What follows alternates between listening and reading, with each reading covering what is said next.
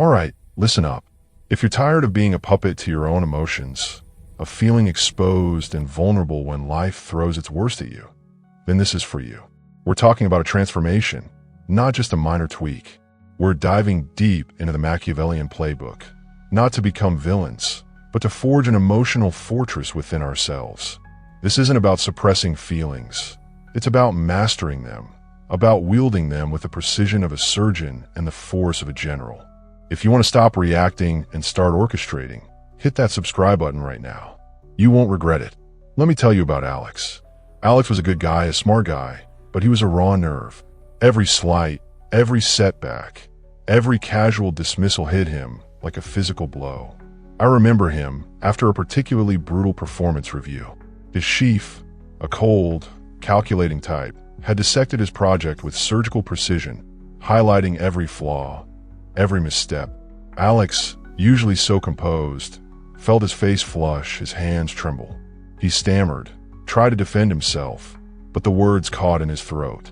He saw the flicker of disdain in his chief's eyes, the subtle smirk from Collega Jr., and it crushed him. He spent the entire weekend replaying the scene, consumed by anger and self-pity. He couldn't sleep, couldn't focus. This wasn't just a bad day, it was a pattern. Every time he felt criticized, challenged, or threatened, his emotions would hijack him, leaving him exposed and vulnerable. He was a gladiator in the arena, but without armor, without a shield, just a raw, beating heart for all to see. He knew he couldn't continue like this, not if he wanted to rise, to truly build something meaningful. He was tired of being predictable, of his emotional responses dictating his outcomes.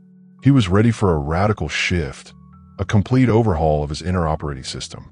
His turning point came not from a book, but from a harsh reality check. He was passed over for Promacheo, the very Promacheo he had worked tirelessly for, the one he practically bled for. The reason given? Falta de presenza executiva. He knew deep down what that meant. It meant his emotions were too visible, too easily read, too often dictating his reactions. It meant he was perceived as fracco, reattivo, not someone who could command respect in a crisis. It was a gut punch, but this time, something clicked. Instead of spiraling into despair, Uma fria resoluco settled over him. He started devouring texts, not just self-help gurus, but the true masters of power and strategy. He found Machiavelli, and a new world opened up. It wasn't about being evil. It was about understanding human nature, about protecting your inner kingdom. The first pillar Alex embraced was what we call the mask.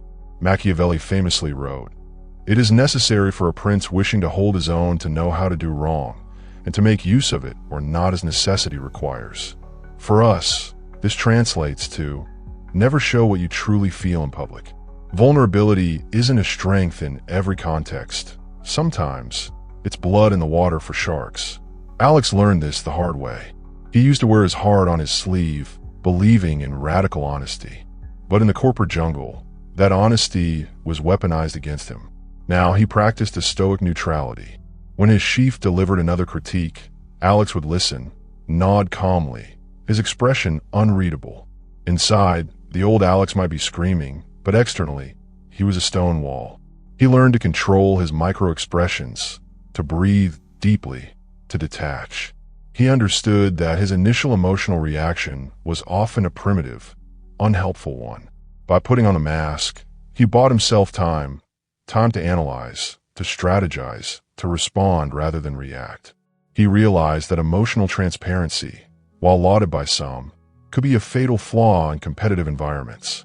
He wasn't becoming disingenuous. He was becoming strategic. He was protecting his inner peace and his outer advantage. Next, Alex mastered strategic silence.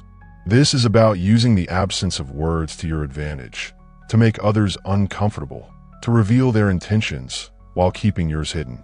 Machiavelli would appreciate the cunning. Alex used to jump into every conversation, eager to fill silences, to prove his worth. Now, he became a master of observation. In meetings, when a difficult question arose, instead of immediately offering a solution or an opinion, he would pause. Let the silence hang.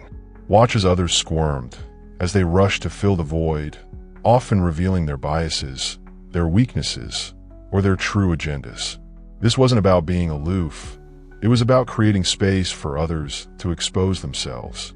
When Collega Jr. would try to bait him, Alex wouldn't snap back. He'd simply hold their gaze, a slight, almost imperceptible tilt of his head, and say nothing. The silence was deafening, forcing his interlocutor to either rephrase, retreat, or double down, often digging their own grave. He learned that the most powerful words are often the ones left unsaid.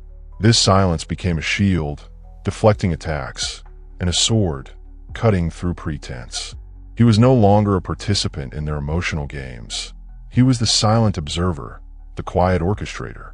Finally, Alex embraced the lion and the fox, Machiavelli's enduring metaphor for leadership. One must therefore be a fox to recognize traps, and a lion to frighten wolves. This wasn't about being aggressive or cunning all the time, but about knowing precisely when to embody each.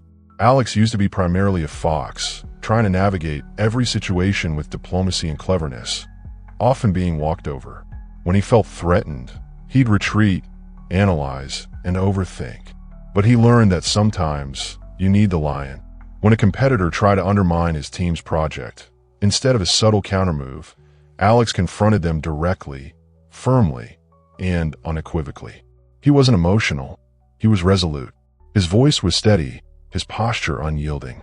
He drew a clear line, and the message was unmistakable: not on my watch. This display of controlled power, of righteous assertiveness, shocked his colleagues and competitors alike. They had only ever seen the nice guy Alex. But then, when a complex political maneuver was required, when alliances needed to be forged and delicate negotiations handled, he became the fox again. He moved with grace, calculated every word, every gesture, weaving a web of influence that achieved his objectives without overt conflict. He understood that reacting emotionally meant being predictable. Acting strategically, switching between the lion and the fox, meant being formidable. Alex's transformation wasn't overnight. It was a conscious, daily practice. He still felt emotions, of course, but now he wasn't owned by them. He observed them, acknowledged them, and then decided how, or if, to express them. He became known for his calm under pressure, his strategic thinking, his quiet authority. He finally got Aquila Promacheo, not because he was the loudest or the most outwardly passionate, but because he was the most composed, the most effective. His journey wasn't about becoming heartless. It was about becoming an architect of his own emotional landscape, rather than a victim of its whims. It was about forging an inner steel that allowed him to thrive in any environment. So, what are the practical lessons for you? First, cultivate your mask. Practice emotional neutrality in challenging situations. Observe your face in the mirror. Can you keep it unreadable?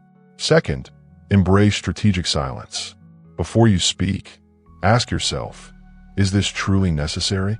What will my silence reveal about others? And third, know when to be the lion and when to be the fox. Study your environment, understand the players, and choose your emotional response not based on impulse, but on strategic advantage. This isn't about becoming someone you're not. It's about unlocking the powerful, resilient version of yourself that's already within you. This is the Machiavelli secret to bulletproof emotions.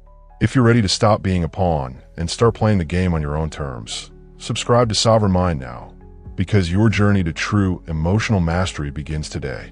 Don't just watch, act. Your future self will thank you.